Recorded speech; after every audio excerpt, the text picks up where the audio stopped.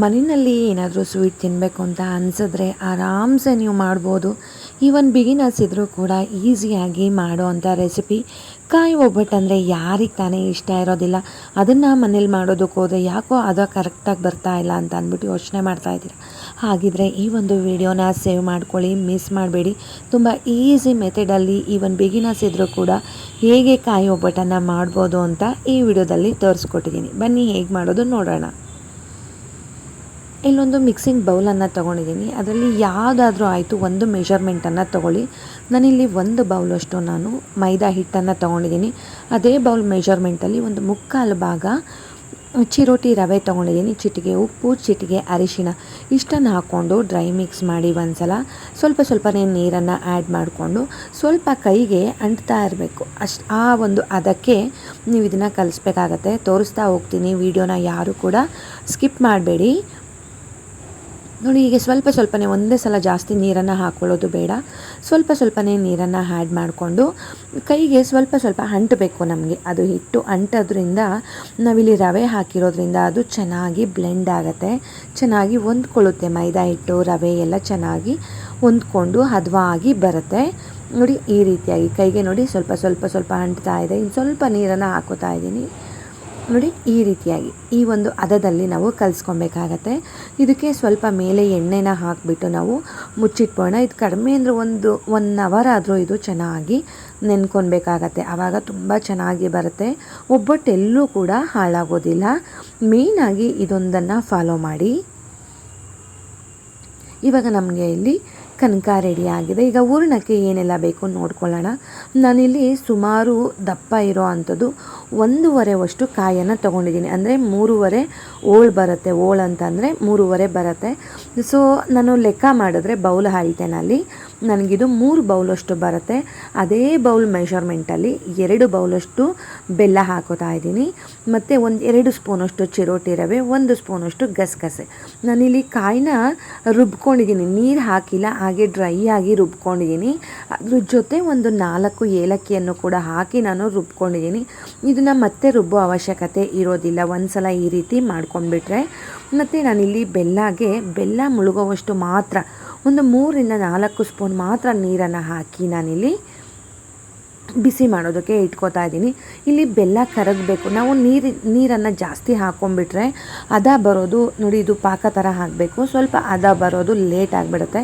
ಅದಕ್ಕೆ ಬೆಲ್ಲ ಮುಳುಗೋವಷ್ಟು ನೀರನ್ನು ಹಾಕ್ಕೊಂಡು ಕೈ ಬಿಡ್ದಲ್ಲ ಇದನ್ನು ಮಿಕ್ಸ್ ಮಾಡ್ತಾ ಇರಬೇಕು. ಆವಾಗ ಬೆಲ್ಲ ಬೇಗ ಕರಗತ್ತೆ.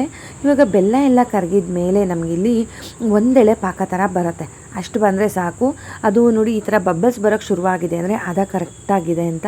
ಇವಾಗ ನಾವು ಗ್ರೈಂಡ್ ಮಾಡಿ ಇಟ್ಕೊಂಡಿರೋಂಥ ಕಾಯನ್ನು ಇದಕ್ಕೆ ಮಿಕ್ಸ್ ಮಾಡ್ಕೊಳ್ಳೋಣ. ಆದಷ್ಟು ಇದಕ್ಕೆ ಚೆನ್ನಾಗಿ ಹಣ್ಣಾಗಿರೋ ಕಾಯನ್ನೇ ತಗೊಳ್ಳಿ ಸ್ನೇಹಿತರೆ. ಎಳೆಕಾಯಿ ಆದರೆ ಚೆನ್ನಾಗಿ ಬರೋದಿಲ್ಲ, ಮತ್ತು ಕೊಬ್ಬರಿನಲ್ಲೂ ಇದು ಚೆನ್ನಾಗಿ ಬರೋದಿಲ್ಲ. ಕಾಯಿ ಆಗಿರಬೇಕು. ನಾನಿಲ್ಲಿ ದಪ್ಪ ಸೈಜಿಂದು 3 ಹೋಳನ್ನು ತೊಗೊಂಡಿದ್ದೀನಿ. ಅದು ಬೌಲಲ್ಲಿನೂ ಕೂಡ 3 ಬೌಲಷ್ಟು ಆಗುತ್ತೆ. ನೀವು ಪಕ್ಕಾ ಮೆಷರ್ಮೆಂಟಲ್ಲೇ ಮಾಡ್ತಾಯಿದ್ದೀನಿ ಅಂದರೆ ಕರೆಕ್ಟಾಗಿ ಬರುತ್ತೆ. 2 ಬೌಲ್ ಬೆಲ್ಲ ಇದಕ್ಕೆ ಕರೆಕ್ಟ್ ಆಗುತ್ತೆ. ಕಡಿಮೆನೂ ಇಲ್ಲ, ಜಾಸ್ತಿನೂ ಇಲ್ಲ, ತುಂಬ ಚೆನ್ನಾಗಿ ಬರುತ್ತೆ. ನೋಡಿ, ಅದು ತಳ ಬಿಡೋ ತನಕ ಈ ಥರ ಕೈ ಆಡಿಸ್ತಾನೇ ಇರಬೇಕು. ಕಾಯಿ ಬೆಲ್ಲ ಇರೋದ್ರಿಂದ ತಳ ಹತ್ತೋ ಚಾನ್ಸಸ್ ತುಂಬ ಇರುತ್ತೆ. ಸೊ ಅದು ಸೈಡಲ್ಲಿ ಸ್ವಲ್ಪ ಎಣ್ಣೆ ಬಿಟ್ಟಂಗೆ ಆಗಿರುತ್ತೆ. ಅಲ್ಲಿ ತನಕನೂ ಚೆನ್ನಾಗಿ ನಾವು ಇದನ್ನು ಪಾಕ ಜೊತೆ ಮಿಕ್ಸ್ ಮಾಡ್ಕೊಳ್ಬೇಕು. ಬನ್ನಿ, ಅದನ್ನು ತಣ್ಣಗಾಗೋದಕ್ಕೆ ಬಿಟ್ಬಿಡೋಣ. ಇಲ್ಲಿ ನೋಡಿ, ಕನಕ ತುಂಬ ಚೆನ್ನಾಗಿ ನೆನ್ಕೊಂಡಿದೆ. ಇಲ್ಲಿ ನೋಡ್ತಾ ಇರ್ಬೋದು ನೀವೇ. ಇದನ್ನು ಒಂದು 5 ನಿಮಿಷ ಚೆನ್ನಾಗಿ ಹಿಂಗೆ ನಾದ್ಕೊಬೇಕಾಗತ್ತೆ. ನಾವೆಷ್ಟು ಚೆಂದ ನಾದುತ್ತೀವಿ ಅಷ್ಟು ಚೆನ್ನಾಗಿ ಒಬ್ಬಟ್ಟು ಬರುತ್ತೆ. ನೋಡಿ, ಒಂದು 5 ನಿಮಿಷ ಮಾಡಿಕೊಂಡ್ರೂ ಸಾಕು ಸ್ನೇಹಿತರೆ. ಇದು ಜಾಸ್ತಿ ಟೈಮ್ ಏನು ತೊಗೊಳ್ಳೋದಿಲ್ಲ. ಇನ್ನು ಸ್ವಲ್ಪ ಏನಾದರೂ ಕೈಗೆ ಅಂಟ್ತಾ ಇದೆ ಅಂದರೆ ನೀವು ಎಣ್ಣೆ ಹಾಕ್ಕೊಳ್ಬೋದು. ಆ ಥರ ಏನು ಅಂಟ್ತಾ ಇರಲಿಲ್ಲ, ಕರೆಕ್ಟಾಗಿತ್ತು. ಒಂದು ವೇಳೆ ಅಂಟಿದೆ ಅಂತ ಅಂದರೆ ನೀವು ಇದಕ್ಕೆ ಹಾಕ್ಕೊಳ್ಬೋದು. ನೋಡಿ, ಪರ್ಫೆಕ್ಟಾಗಿ ಬಂದಿದೆ. ಇವಾಗ ನಾವು ಏನು ಹೂರಣ ತಗೋತೀವಿ ಅಲ್ವಾ, ಹೂರಣಕ್ಕಿಂತ ಸ್ವಲ್ಪ ಕಡಿಮೆನೇ ಇರಬೇಕು ಸ್ನೇಹಿತರೆ ಇದು ಕನಕ. ಇದು ಕೂಡ ತಣ್ಣಗಾಗಿದೆ. ಇವಾಗ ನಮಗೆ ಯಾವ ಸೈಜಲ್ಲಿ ಬೇಕೋ ಆ ಸೈಜಲ್ಲಿ ಉಂಡೆಯನ್ನು ರೆಡಿ ಮಾಡ್ಕೊಳ್ಬೋದು. ಆದಷ್ಟು ಸ್ವಲ್ಪ ಸಣ್ಣ ಸೈಜಲ್ಲೇ ಮಾಡ್ಕೊಳ್ಳಿ. ಯಾಕಂದರೆ ಕಾಯಿ ಒಬ್ಬಟ್ಟನ್ನು ತೆಳುವಾಗಿ ಮಾಡ್ಕೊಂಡು ತಿಂದ್ರೇ ಚೆಂದ. ಬೇಳೆ ಒಬ್ಬಟ್ಟು ಗಟ್ಟಿಯ ಅಂದರೆ ಸ್ವಲ್ಪ ದಪ್ಪ ಮಾಡಿದ್ರೆ ಚೆನ್ನಾಗಿರುತ್ತೆ. ಸೊ ನೋಡಿ ನಾನು ಆದಷ್ಟು ಇದನ್ನು ತೆಳುವಾಗಿಯೇ ಮಾಡ್ತೀನಿ.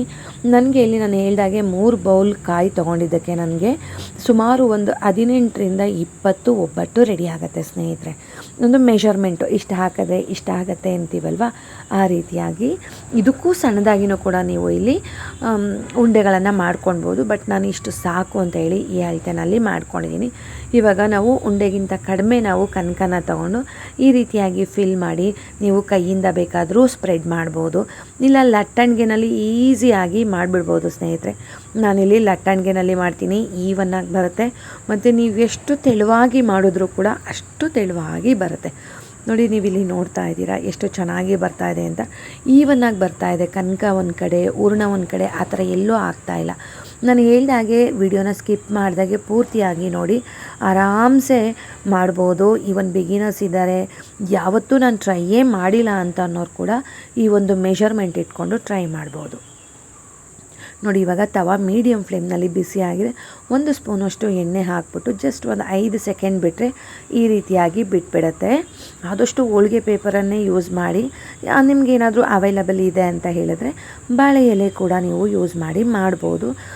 ಎರಡೂ ಸೈಡು ಈ ರೀತಿಯಾಗಿ ಬೇಯಿಸ್ಕೊಂಡ್ಬಿಟ್ರೆ ರುಚಿಯಾಗಿರೋವಂಥ ಕಾಯಿ ಒಬ್ಬಟ್ಟು ರೆಡಿ ಆಗುತ್ತೆ ಸ್ನೇಹಿತರೆ. ತುಂಬ ಅಂದರೆ ತುಂಬ ರುಚಿಯಾಗಿತ್ತು. ಮನೆಯಲ್ಲಿ ನೀವು ಇದನ್ನು ಮಾಡ್ತಿದ್ದೀರಾ ಅಂತ ಹೇಳಿದ್ರೆ ಸುಮಾರು ಒಂದು 15-20 ದಿನ ಇಟ್ಟರೂ ಕೂಡ ಇದೇನೂ ಆಗೋದಿಲ್ಲ. ಪರ್ಫೆಕ್ಟಾಗಿ ಬೆಂದಿರುತ್ತೆ ಮತ್ತು ಸ್ವಲ್ಪ ಕೂಡ ಹಾಳಾಗೋದಿಲ್ಲ.